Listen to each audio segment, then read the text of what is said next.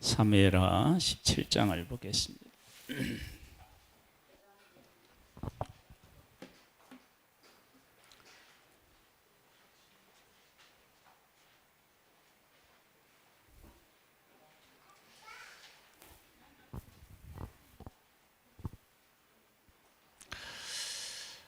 사랑의 하나님께서 약속의 땅에 있는 7 족속을 진멸하라고 하셨습니다. 사랑의 하나님이 왜 그렇게 하셨을까요? 그 이유는 하나님이 악한 분이셔서 그런 게 아니고요. 하나님의 백성이 시원치 않아서 그렇습니다. 그게 무슨 말이냐 그러면, 약속의 땅을 하나님의 백성들에게 주었어요. 근데 그곳에 살고 있던 사람들이 죄인이라고요. 그런데 거룩한 하나님의 백성이 죄인들에게 영향력을 발휘해서 그들을 거룩하게 하면 얼마나 좋겠습니까? 그러면 약속의 땅에 있는 사람을 진멸할 필요가 없어요. 그런데 그들을 남겨둔 사람이 하나님의 백성들을 타락시켜서 멸망으로 끌고 간다는 거예요. 그것이 하나님의 판단이었어요. 그래서 하나님의 백성을 거룩한 하나님의 백성으로 세우기 위해서 어쩔 수 없이 약속의 땅에 있는 사람들을 진멸하라고 하신 거예요. 그러니까 우리가 그 하나님의 사람으로 왜 다이아몬드처럼 그렇게 거룩한 하나님의 사람으로 세워져야 되느냐 그러면, 만약에 우리가 그렇게 거룩한 사람으로 세워지잖아요. 그러니까 어디에도 영향을 받지 않고 거룩한 사람으로 세워지잖아요. 그러면 하나님이 세상을 심판할 일이 많이 적어질 거예요. 왜냐하면 우리의 거룩이 그들을 거룩하게 만들어서 하나님을 알게 할 수 있기 때문에 그래요. 근데 반대로 우리가 약하잖아요. 그러면 죄인이 우리를 무너뜨려요. 그럼 무너뜨리면 어떻게 되느냐? 우리를 무너뜨린 그들을 하나님이 심판하실 수밖에 없어요. 그래서 하나님의 사람들이 제대로 서지 못하면 주변에 있는 사람들이 하나님의 채찍을 피할 수가 없어요. 예수님이 이 땅에 오셨어요. 예수님은 악에게 영향을 받지 않아요. 거룩으로 악을 감싸안고 그들을 치료하고 그들을 일깨우시고 그러신 분이 예수님이셔요. 그래서 예수님 주변에 있는 사람들 중에 예수님 때문에 심판을 받은 사람보다 구원을 받은 사람이 훨씬 많아요.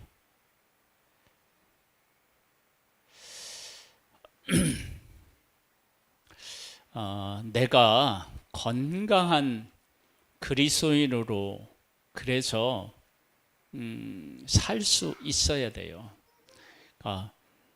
하나님은 세상을 심판하는 것이 목적이 아니고 구원하시는 게 목적이에요. 그런데 그 구원을 하시는데 사람을 통해 하나님을 알려야 되는데, 알려야 될 사람들이 도리어 타락해버리면 하나님도 다른 방법이 없어요. 심판 외에는. 노아 홍수 때 노아와 가족만 8명만 구원을 받잖아요.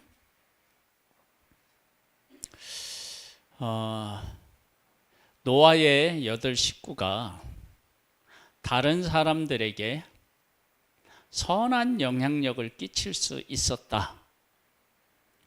그러면 어쩌면 달라질 수도 있었을지도 모릅니다. 그런데 하나님께서 노아와 그 가족에게 은혜를 베풀어 주셨대요. 은혜를 베풀으셨다라고 하는 것은 그들 스스로가 그 제약에 맞서 끝까지 거룩을 지키고 승리하기가 어려웠던 거예요. 그것을 잘 보여주는 것이 세상을 심판하고 나서 그 8명이 사는데 문제가 생겨요. 그 8명이 사는데도 문제가 생긴다고요. 그러니까 그들을 하나님의 은혜를 베풀지 않고 내버려 두셨으면 그들마저도 어떻게 해요? 타락하는 거예요. 그 내용이 열왕기하 17장에 나옵니다. 한번 볼까요?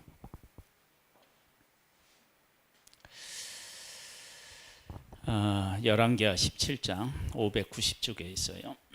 유다 왕 아하스 제12년에 엘라의 아들 호세아가 사마리아에서 이스라엘 왕이 되어 9년간 다스리며 여호와께서 보시기에 악을 행하였으나 다만 그전 이스라엘 여러 왕들과 같이 하지는 아니하였더라. 그래서 여기에 중요한 게 뭐냐면 여호와 보시기에 악을 행했다는 거예요.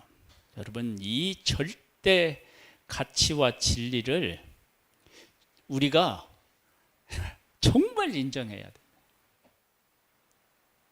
정말 이걸 인정해야 돼요. 그러니까 하나님 보시기에 악을 행했다라고 하는 것. 그러니까 지금 우리끼리 살아가면서는 우리끼리 볼 때는 죄가 아닌 게 있어요. 죄가 아닌 게. 여러분이 우리 다큐멘터리 이런 데 보면 이렇게 이제 오지 이런 데 가서 이렇게 촬영을 하잖아요.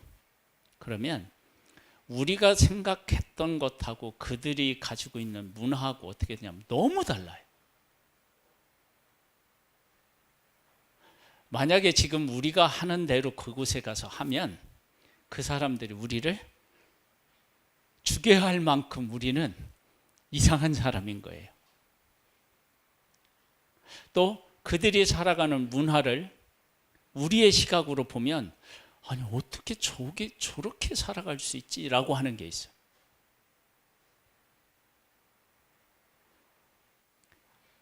하나님의 관점으로 보았을 때 악이다 아니다라고 하는 것을 우리가 절대 진리로 가지고 있지 않으면 예수 믿는 사람들도 세상하고 타협하고 세상의 흐름에 발맞춰서 그냥 살아갈 수 있습니다. 이건 정말 무서운 거고요. 정말 중요한 거예요. 예수 그리스도를 믿는 사람의 절대 기준이 하나님 보시기에 악하냐, 하나님 보시기에 선하냐, 이 기준을 가지고 있어야 됩니다. 저는 이 기준이 한국 교회에서 많이 무너졌다고 봅니다. 왜 그러느냐 그러면 정치적인 것을 보아도 알 수 있어요.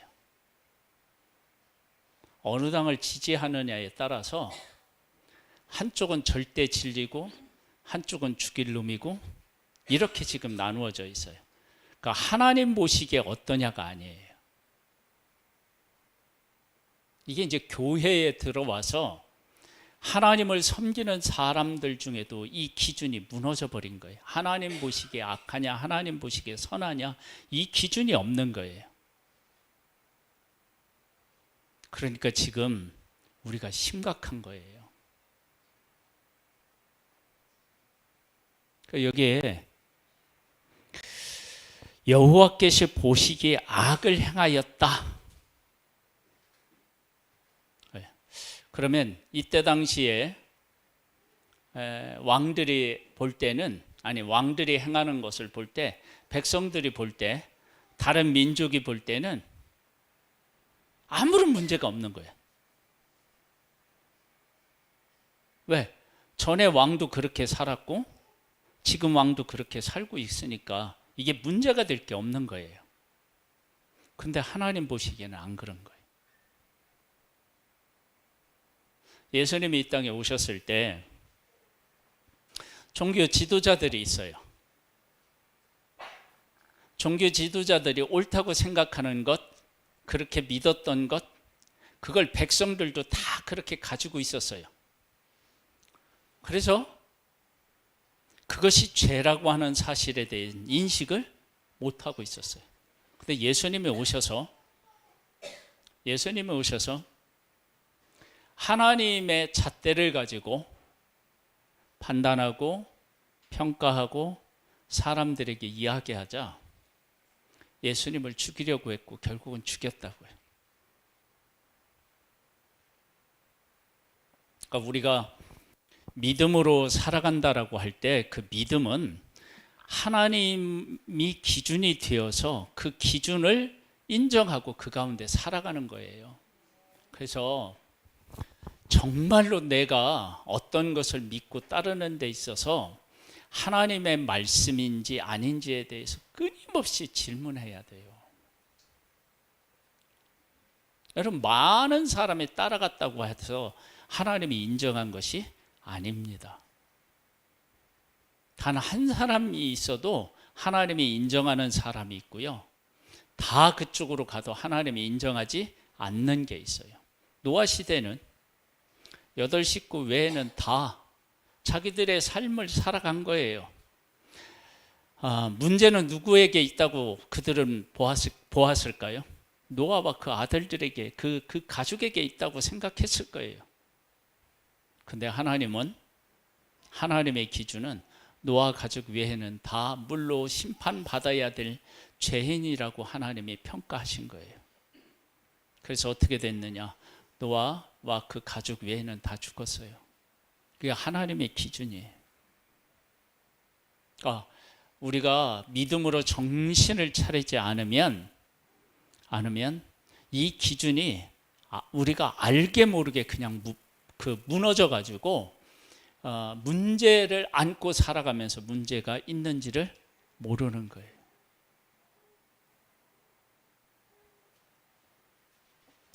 요즘 우리 그 자녀들, 뭐 초등학교, 중학교 애들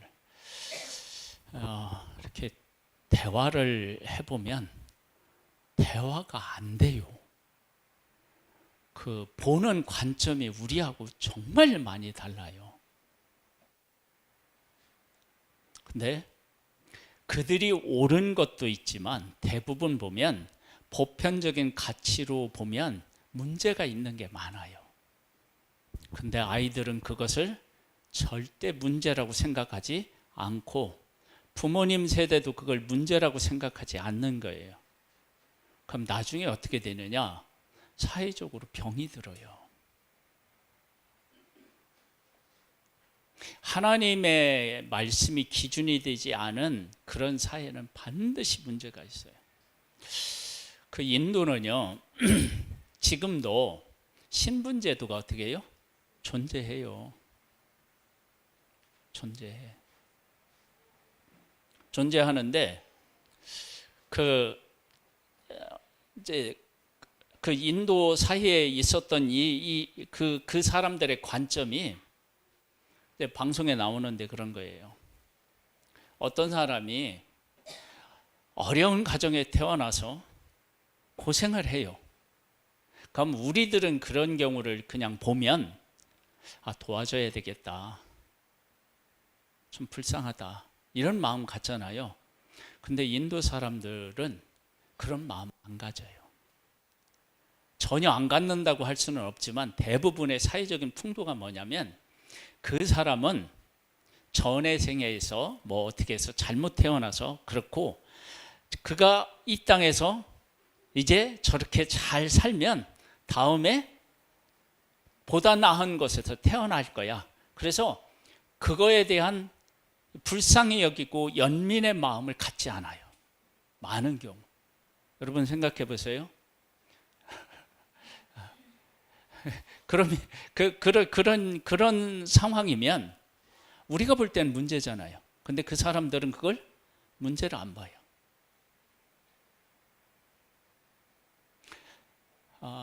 우리의 삶에 이런 부분들을 가지고 있는 거예요.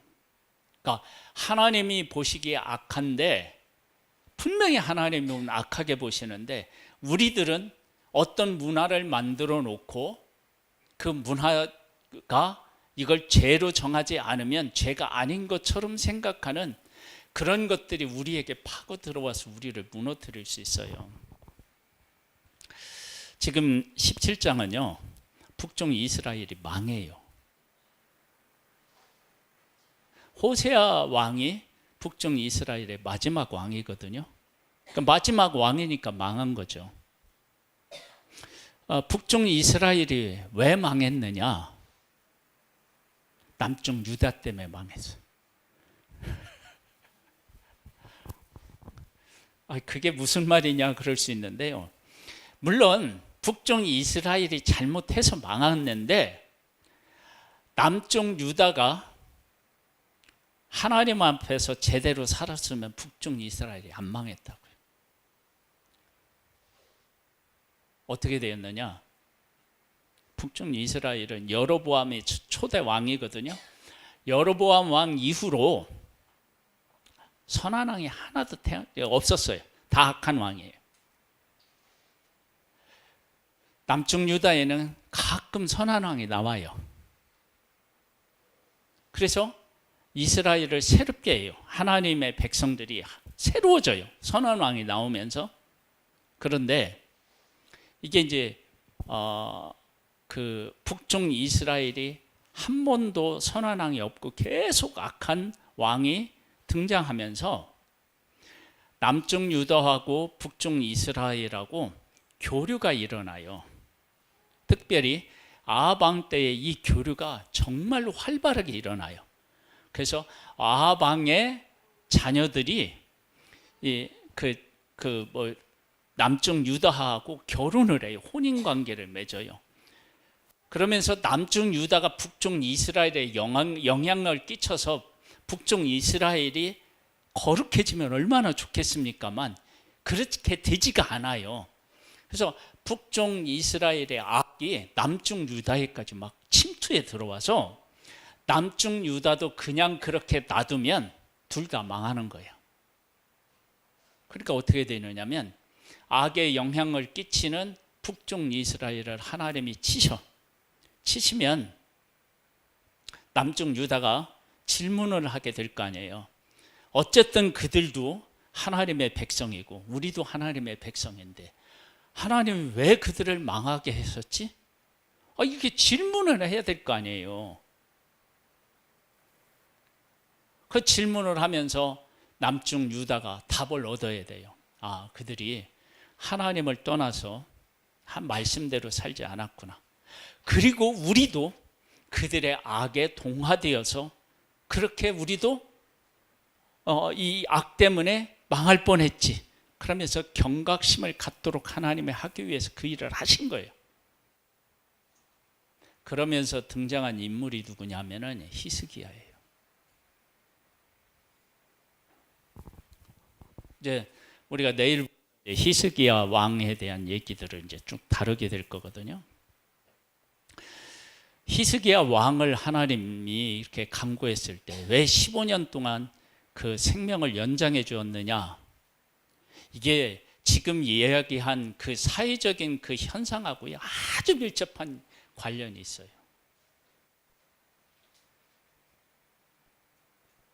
그 얘기는 내일부터 기대하시고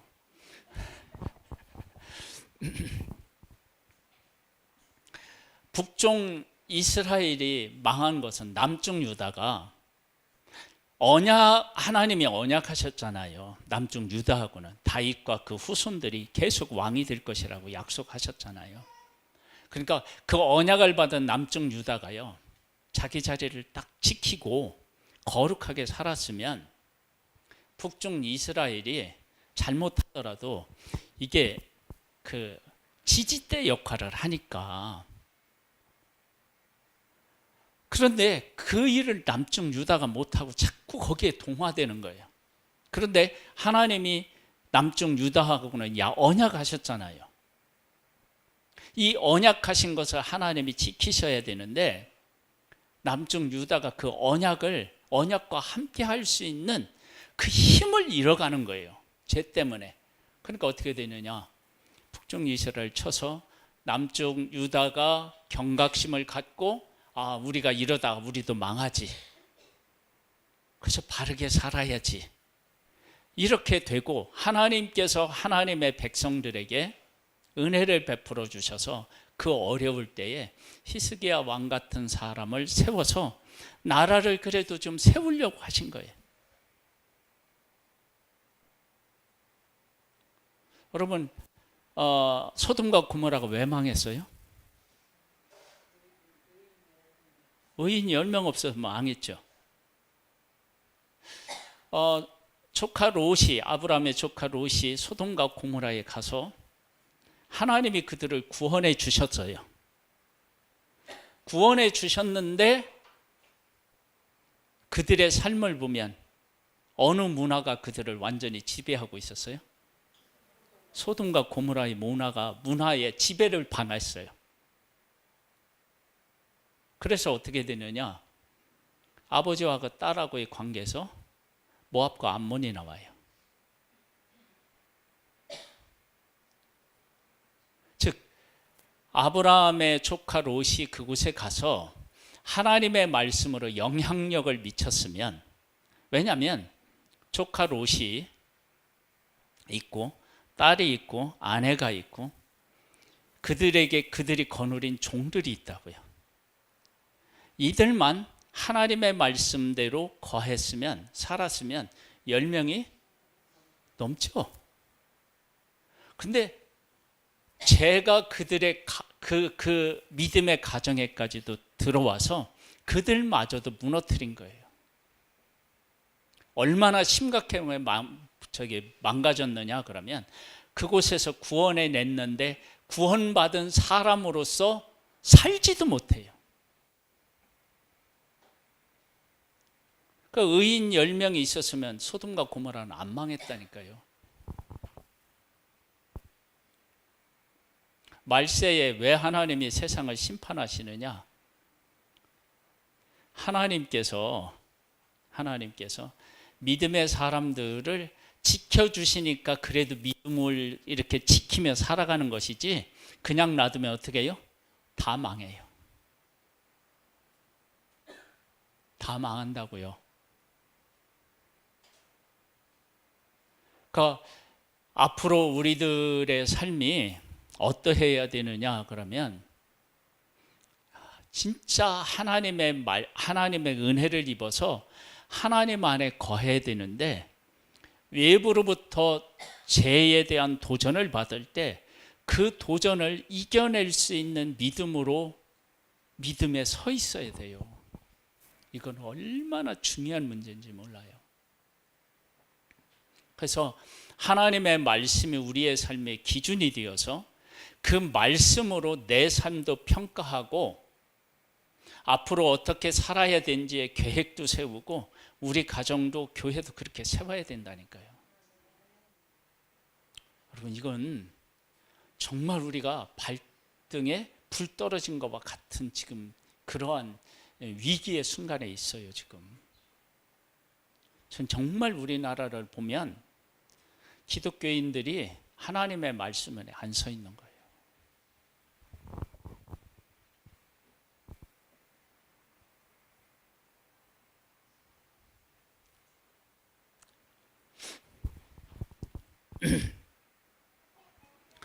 기독교가 절대 하나님의 진리의 말씀으로 세상을 보는 눈을 잃었어요. 그래서 하나님의 관점으로 보면 저게 죄인지 아닌지에 대한 구분을 못하는 거예요.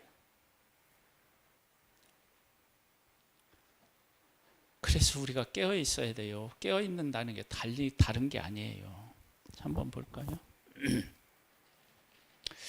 여러분 18절을 한번 보세요. 여호와께서 이스라엘에게 심히 노하사 그들을 그 앞에서 제거하시니 오직 유다 지파 외에는 남은 자가 없으니라. 유다도 그들의 하나님 여호와의 명령을 지키지 아니하고 이스라엘 사람들이 만든 관습을 어떻게 했다고요? 해봤어요. 하나님의 말씀을 지켜야 되는데 북쪽 이스라엘이 만든 관습을 따라 하나님의 백성이 행하는 거예요. 그래서 어떻게 되냐? 여호와께서 이스라엘의 온 족속을 버리사 괴롭게 하시며 노략군의 손에 넘기시고 마침내 그의 앞에서 어떻게 했다고요? 쫓아내셨다. 이스라엘을 다윗의 집에서 찢어 나누심에 그들이 느밧의 아들 여로보암을 왕으로 삼았더니 여로보암이 이스라엘을 몰아 여호와를 떠나고 큰 죄를 범하게 하며 이스라엘 자손이 여로보암이 행한 모든 죄를 따라 행하여 거기서 떠나지 아니하므로 여호와께서 그의 종 모든 선지자를 통하여 하신 말씀대로 드디어 이스라엘을 그 앞에서 내쫓으신지라. 이스라엘이 고향에서 아수르에 사로잡혀 가서 오늘까지 이르렀더라.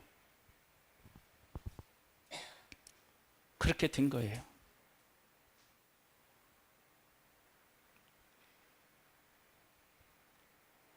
그래서 우리가 중요하다니까요.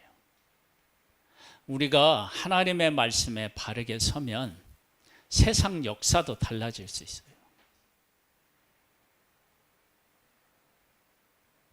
우리가 흔들려 버리면 세상은 하나님이 심판하실 수밖에 없어요. 왜? 하나님의 자녀들이 하나님 안에 거하고 하나님의 자녀로 거해서 세상에 영향을 주어서 주님이 오실 날을 대비해야 되는데 그게 안 되는데 우리 정신을 바짝 차려야 돼요. 믿음의 눈을 떠야 돼요. 하나님의 말씀으로 선악을 분별할 줄 알아야 돼요.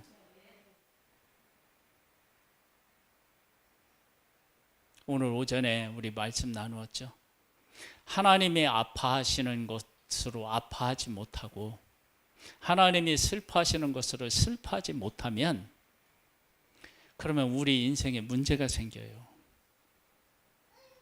여러분 기도 10시간 하든 막 방언 기도를 하든 이거 하나님의 은혜임에는 틀림이 없는데요. 그런 걸 아무리 많이 해도 하나님의 말씀을 기준으로 해서 깨어있지 않으면 그건 의미가 없어요. 예수님 오셨을 때 바리새인들이 어떻게 살았느냐? 일주일에 몇 번 금식해요?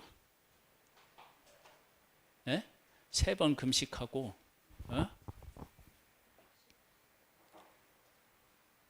이렇게 하는데 그것이 어디서 한다고요? 시장에서 한대. 남들한테 보이려고.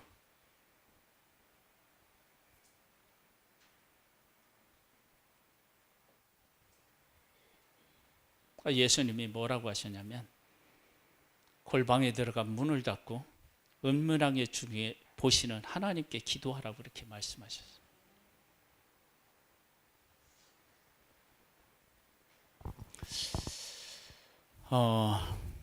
저는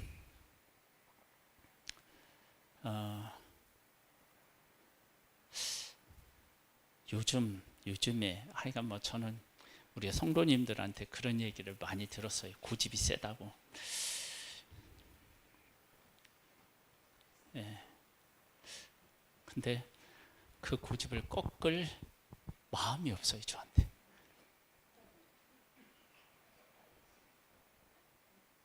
근데 그 고집이 뭐냐 그러면 제가 우리 성도님들이 막 하자는 거 안 하고 막 이런 고집 부리는 똥고집 부리는 거 그런 거 말고 우리 예심에 가시는 우리 성도님들은 그런 걸 좀 눈치채셨는지 모르겠지만 저는요 김기남 목사님 별로 신경 안 쓰고요. 그 예심에 오시는 막 대단한 분들 신경을 안 써요 거의. 내가 그분들의 하시는 걸 존경하지 않는다는 게 아니에요. 잘하는 건 내가 잘하는 건데 김기남 목사님은 이수는 이수다. 내가 그분을 인정하고 그분을 존중해 여겨야 될 건 있지만 나는 김기남이 아니다. 그래서 저는 거기서 뭐 발표하거나 이럴 때요 별로 포장하고 싶은 마음이 없어요.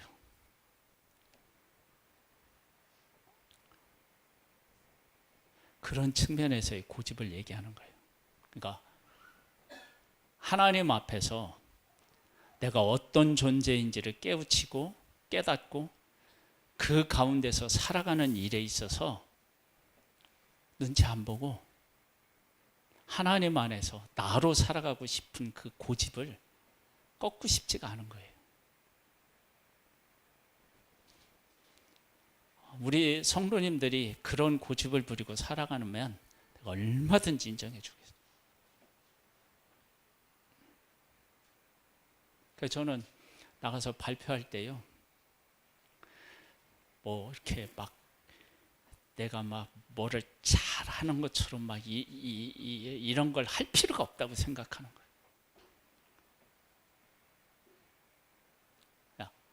내가 나로서 하나님 앞에 살아가고 그리고 그 모습을 그냥 보여주고 이제 그런 걸 추구하는 거예요. 제 아내가 저한테 그런 얘기를 했어요. 예심에서 오래 제가 다녔거든. 한 10년 됐나 봐요. 거의 다녔는데 예심에 그렇게 오래 다녔는데 제가 예심 사람으로서 제일 예심 사람 아닌 것 같아.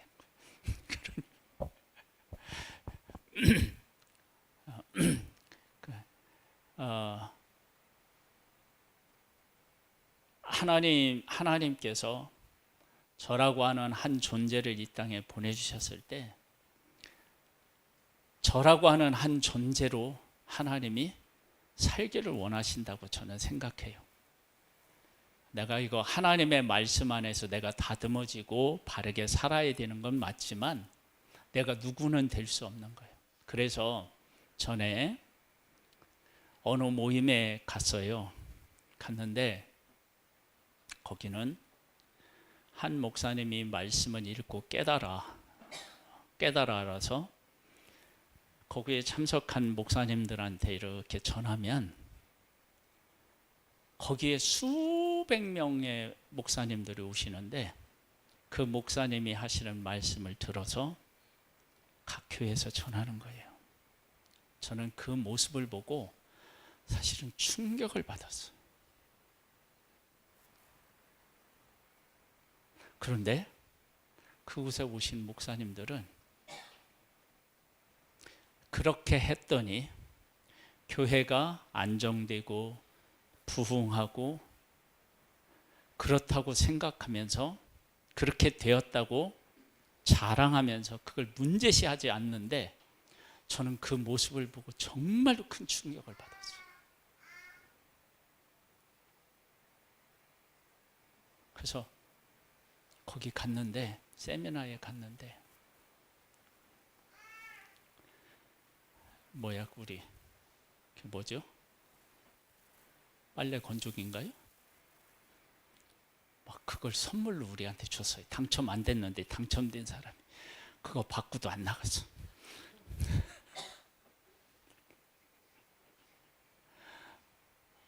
우리 안 받는다. 이제 안 오려고 해서 안 받는다. 그래서 가져가라는데 뭐 가지고 와야지. 저는 그게 정말 이해가 안 됐거든요. 왜 이해가 안 됐느냐? 하나님은 한 사람 한 사람을 목회자로 불렀을 때 그를 통해서 하나님이 하실 일이 있으실 텐데 그 일 중에 목사에게 가장 큰 일이 뭐냐면 내가 말씀을 읽고 깨닫고 전하는 거예요.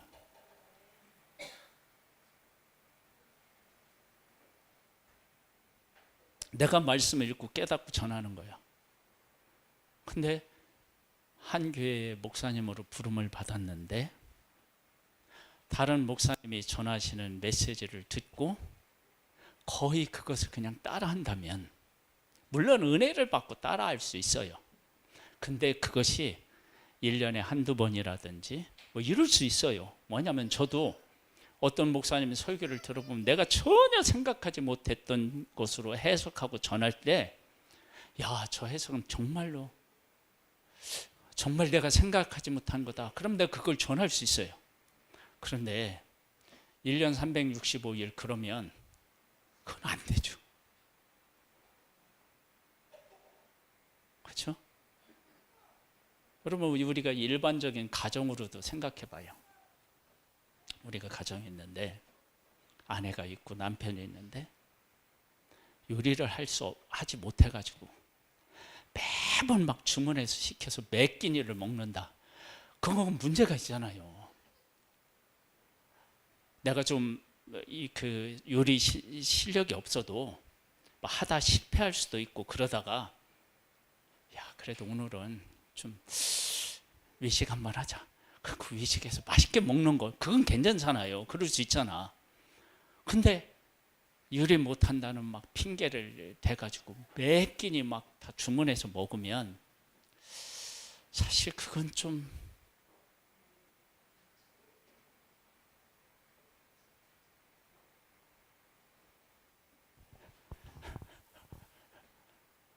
그렇잖아요. 좀 못하더라도 내가 만들다가 실패할 수도 있고 뭐 이럴 수 있잖아요. 하나님 보시기에 그게 악한 일인지 아닌지 그걸 구분할 줄 알고요. 그 다음에 내가 하나님 안에서 거룩하게 이렇게 살아가잖아요. 그럼 세상 역사가 바뀌어요. 예수 믿는 사람들이 타락하잖아요. 그러면은 문제가 생겨요. 예수님이 이 세상에 오셔서 부정한 것을 예수님은 다 만지셨어요. 혈우증 와이는 여인이 와서 만졌지, 나병 환자들 그랬지 뭐. 그런데 예수님이 거룩하시니까 혈우증 앓는 여인이 그 근원이 마르고 나병 환자가 깨끗함을 받고 그런 역사가 일어났어. 우리가 나병 환자를 만지잖아요. 그럼 우리는 부정해줘요. 왜? 우리가 죄인이라 그런 거예요. 천국에 가면 보석으로 가득하다고 했잖아요. 왜 보석으로 가득한지 알아요? 보석이 변화가 없어요.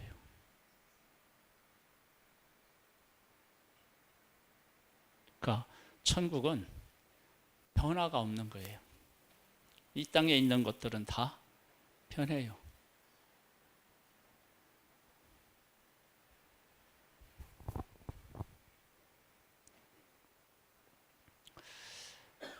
우리 예수 안에서, 하나님 안에서 정말 저도 마찬가지고요.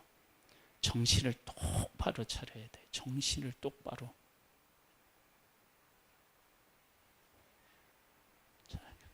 이렇게 한번 해보셔요. 정신 똑바로 차리자. 나한테 얘기하라니까. 왜 옆에 있는 사람한테 얘기? 나한테.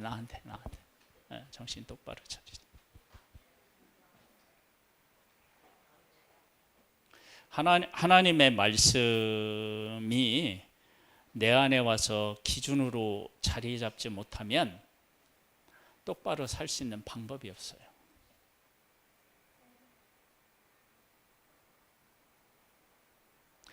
아마 우리 그 사모님도 선교사님들 모임에 가서 모임을 이렇게 가져보면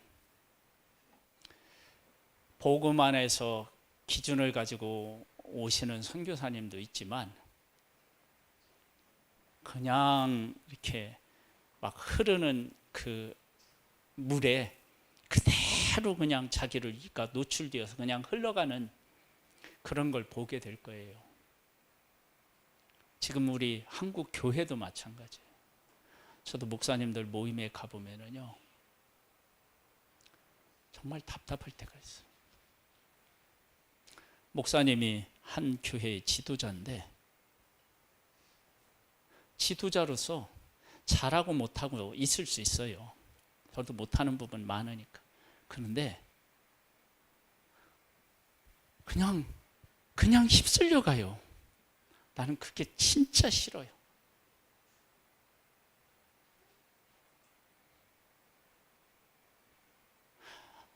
내가 있는데 내가 그걸 보니까 아, 저게 맞다. 그래서 함께 할 수는 있어요. 근데 그렇게 함께 하는 게 아니라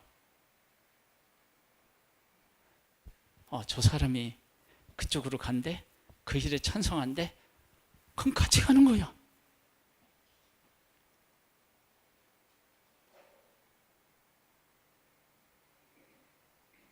여러분, 이게 얼마나 위험한 일인지 그걸 깨달아 아셔야 돼요. 여러분, 이게 제대로 안 돼 있어서 우리나라가 지금 혼란을 겪고 있는 거예요. 정신 똑바로 차려야 됩니다. 이런 부분에서 정신 차리지 못하면 언제 내가 넘어질지 몰라요. 인정하시죠? 선교사님들 모임에 가도 그게 분명하죠? 네, 그럴 거예요. 제가 왜 아느냐? 제가 가서 보니까, 잠깐이지만 내가 보니까.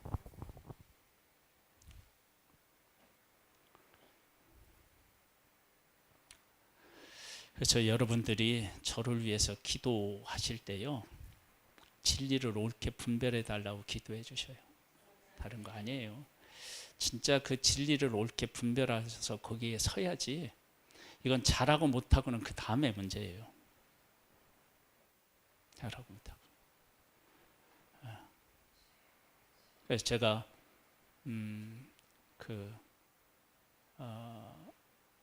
설교를 할 때, 새벽에 설교할 때 정말 긴 장 아니고는 처음부터 끝까지 성경을 다 읽어요. 그리고 제가 설교를 말씀을 전하는데 그 말씀 전하는 것도 길지 않아요. 물론 길 때도 있지만, 근데 왜 그렇게 하느냐 그러면 여기 본문에서 이야기하는 것을 이야기하고 싶은 거예요. 다른 데 없어요. 하나님이 말씀하시는 것, 본문에 있는 말씀을 드러내고 싶은 것 이상 없어요.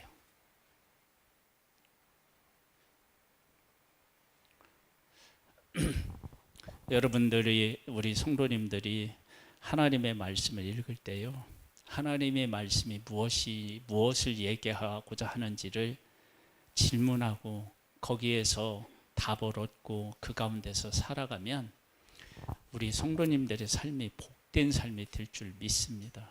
저는 그런 복 있는 우리 교회가 되기를 정말 원하고요, 우리 성도님들이 그렇게 되기를 소망합니다.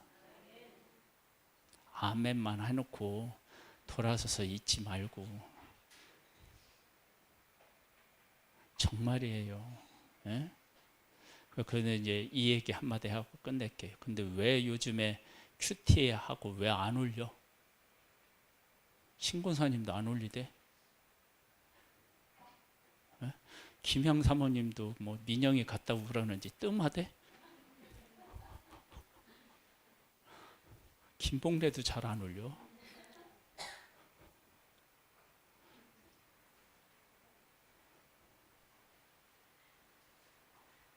왜 안 올려?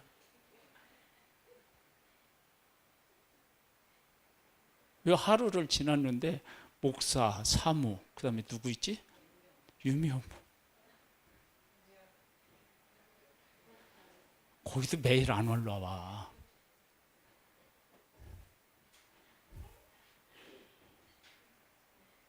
왜? 왜 안 하는 거야? 왜? 뭐 할 얘기가 있다고 그냥.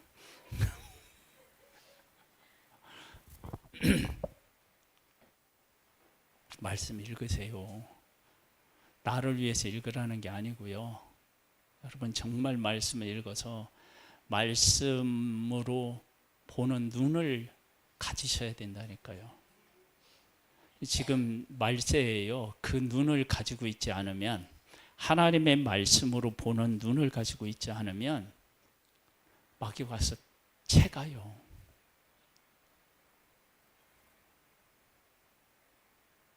정신 바짝 차려야 됩니다.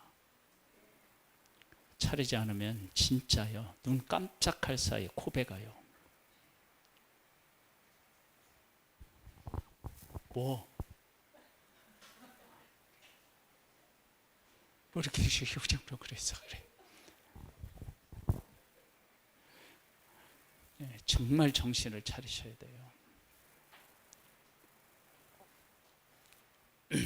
말씀 읽고 올리셔요. 네. 말씀을 이렇게 묵상해서 올리기가 어려우면 한 구절이라도 이렇게 타이핑해서 올리셔요. 그래야지. 그러지 않으면요, 목사가 아무리 얘기해도 그런 마음이 열려져 있지 않고 준비되어 있지 않으면 정말 이 시대의 흐름에 그냥 휩쓸려 가요. 나는 하나님께서 저에게 주신 것을 붙잡고 가고 싶어요.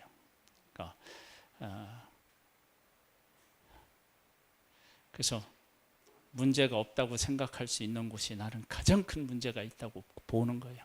그래서 거기서 그냥 거기 몇 번 제가 갔거든요. 두고라고 그래 갔는데 그 다음에 딱 끊었어요. 저는 그게 너무도 큰 문제라고 생각하는데 그분들은 너무 좋다고 생각하고 있으니까 제가 마음이 아파요. 진짜.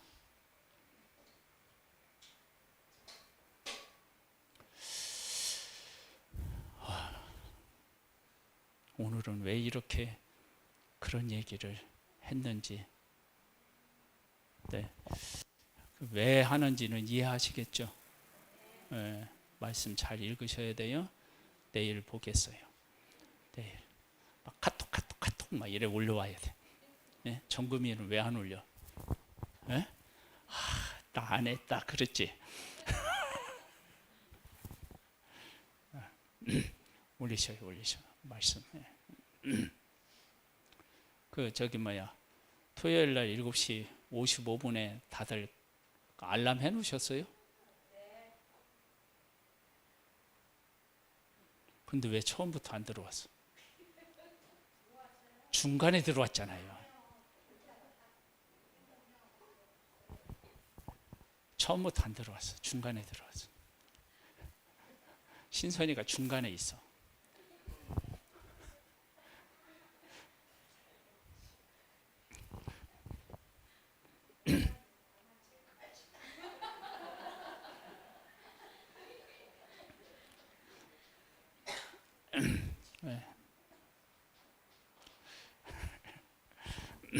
정신을 차려야 돼. 정신을 차려야 돼.